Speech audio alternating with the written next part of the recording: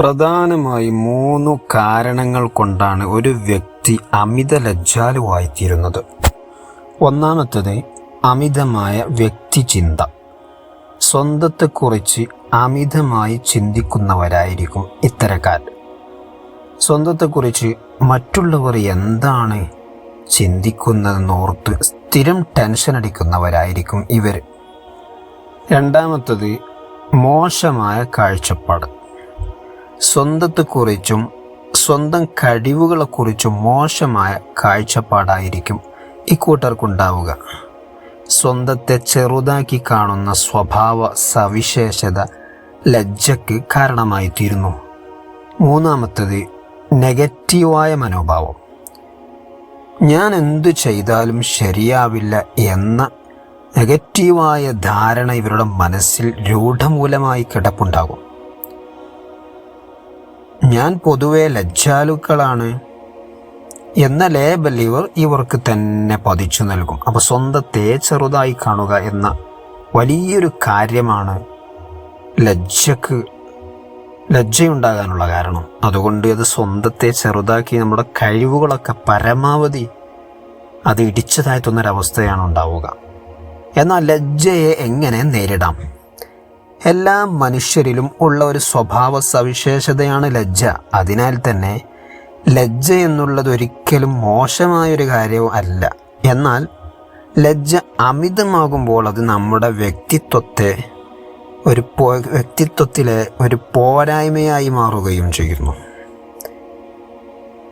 അപ്പോൾ എങ്ങനെയാണ് നമുക്ക് ലജ്ജയെ നേരിടാം? അതിന് ഒന്നാമത്തെ കാര്യം, നിങ്ങളുടെ ലജ്ജയെ തിരിച്ചറിയുക. ഏത് സാഹചര്യത്തിലാണ് നിങ്ങൾ കൂടുതൽ ലജ്ജാലു ആവുന്നത് എന്ന് തിരിച്ചറിയുക. ചില ആളുകൾക്ക് എന്തെങ്കിലും ഫംഗ്ഷനിൽ ഒരുമിച്ച് കൂടുമ്പോൾ ആളുകളെ കാണാൻ പേടിയായിരിക്കും. അവരോട് സംസാരിക്കാൻ, വിവാഹം, അതുപോലെ തന്നെ എന്തെങ്കിലും കുടുംബത്തിലുള്ള സംഗമങ്ങൾ, അതിലൊക്കെ ആളുകളെ ഫേസ് ചെയ്യാനുള്ള വല്ലാത്ത ബുദ്ധിമുട്ട്. അപ്പോൾ ആ സമയത്തെ തിരിച്ചറിഞ്ഞ് അതിനാൽ ലജ്ജയെ അവിടെ പൊട്ടിച്ച് ആളുകളോട് സംസാരിക്കുക. അത് തന്നെയാണ് ഒന്നാമത്തത്. രണ്ടാമത്തത് അമിതമായ വ്യക്തിചിന്ത ഒഴിവാക്കുന്നത്. നിങ്ങളുടെ കുറ്റങ്ങളും കുറവുകളും മാത്രം ആലോചിച്ചിരിക്കാതെ നിങ്ങളുടെ കഴിവുകളിലേക്ക് ശ്രദ്ധ കേന്ദ്രീകരിക്കുക. ചില ആളുകൾ അന്തർമുഖരായിരിക്കും, ആളുകൾ സംസാരിക്കില്ല. പക്ഷേ ഒരു ഗ്രൂപ്പിൽ സംസാരിക്കുമ്പോൾ നല്ല ശ്രോതാക്കളാകുവാൻ ഇവർക്ക് സാധിക്കും. അതുകൊണ്ട് ഏത് മേഖലകളിലാണോ നമുക്ക് കഴിവുള്ളത് അതിന് നമ്മൾ പരിപോഷിപ്പിക്കുക. ഞാൻ ഒന്നിനുമില്ല എന്ന് പറഞ്ഞ് ഒഴിവാകുന്നതിന് പകരം നിങ്ങളുടെ കഴിവുകളെ അതിൽ പരിപോഷിപ്പിച്ച് ജനങ്ങളിലേക്ക് ഇറങ്ങുക. അപ്പോൾ ലജ്ജയിൽ നിന്ന് മാറാൻ സാധിക്കും. മൂന്നാമത്തത് സ്വന്തത്തെ ഇഷ്ടപ്പെടുക. നിങ്ങൾ ഓരോ നല്ല കാര്യങ്ങൾ ചെയ്യുമ്പോഴും നിങ്ങളെ തന്നെ അഭിനന്ദിക്കുക.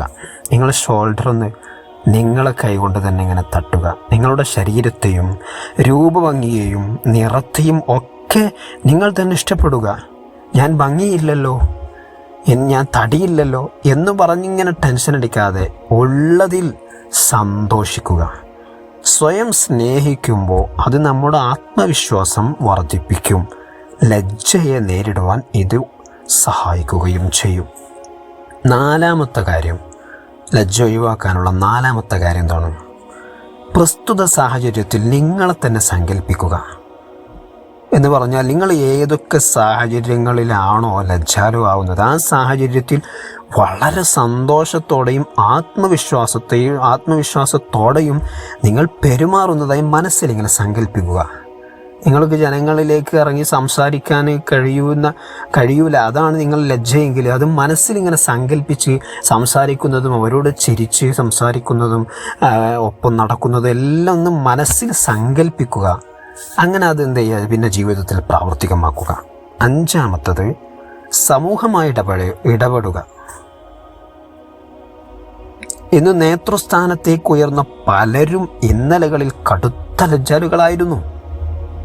എന്നാൽ സമൂഹമായി ഇടപഴകുവാൻ കിട്ടുന്ന ഓരോ അവസരവും പ്രയോജനപ്പെടുത്തിയാണ് അവർ അമിതമായ ലജ്ജയിൽ നിന്ന് കരകയറിയത്. അപ്പോൾ ലജ്ജ പോവാനുള്ള മറ്റൊരു പ്രധാന കാര്യം, നമ്മൾ ജനങ്ങളിലേക്ക് ഇറങ്ങുക, അവരോടൊപ്പം ചേരുക, ഇടപഴകുക.